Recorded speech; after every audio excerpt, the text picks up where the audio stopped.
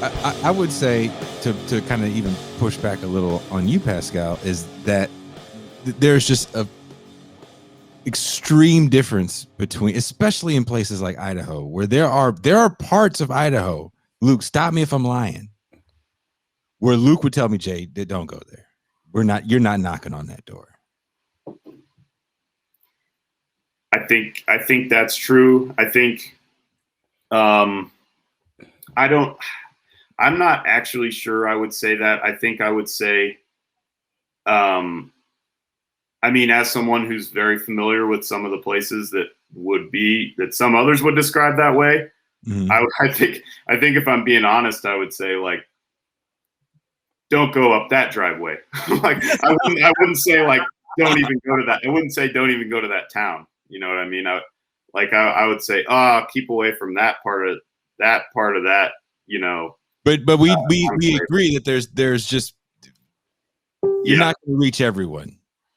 And there's some people that are going to be beyond reproach. But I think there's this thing where especially in this sphere that we're in here in this leftist podcast world, that people act as if you can just go up to Klan people and Nazis and Proud Boys and tell them, hey, fucking public goods governance, don't you just love it? Isn't it going to make everybody better and kumbaya?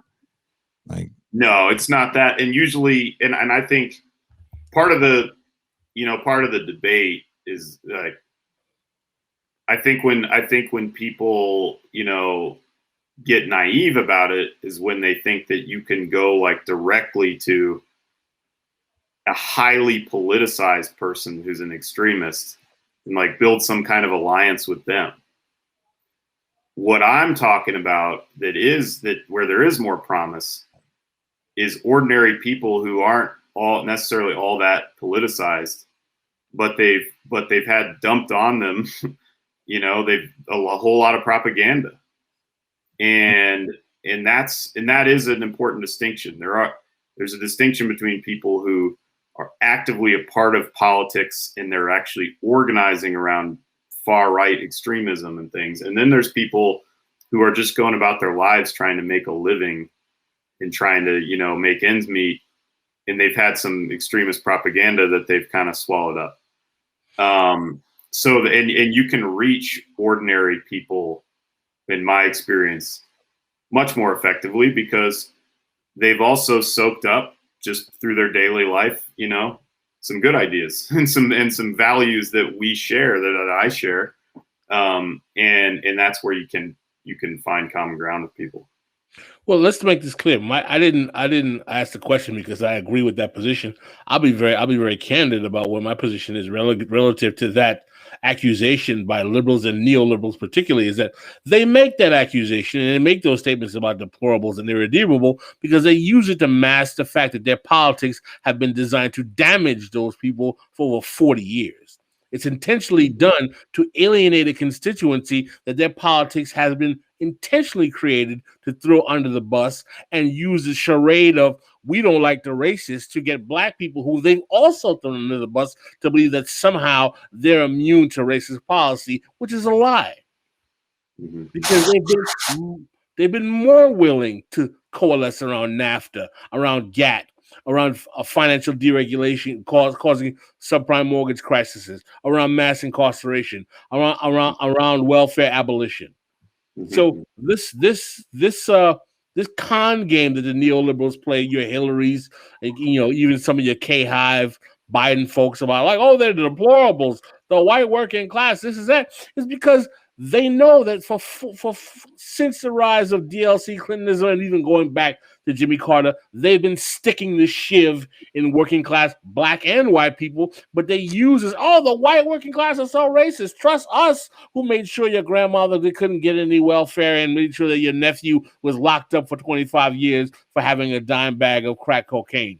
So they play this con game intentionally. I don't trust Democrats or Republicans, but the large part is that because the Democrats will play that con game, they're allowed to get off as acting as if they have some kind of racial high ground over the quote unquote reactionaries they try to depict, when in reality their policies have been more, even as if not more racist than anyone else in this country. Well, I'll tell you where I have seen something like this kind of dialogue happen within Idaho. There's not, I wouldn't say I've seen like Democrats or like party leaders or active Democratic leaders, elected officials.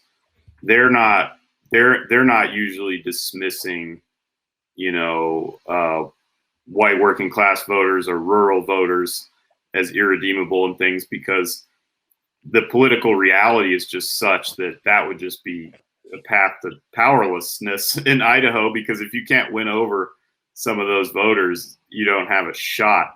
It's much more common from what I've seen to see that kind of dismissive view come out of like other states who are looking at places like Idaho and they're like, no, forget it, forget them.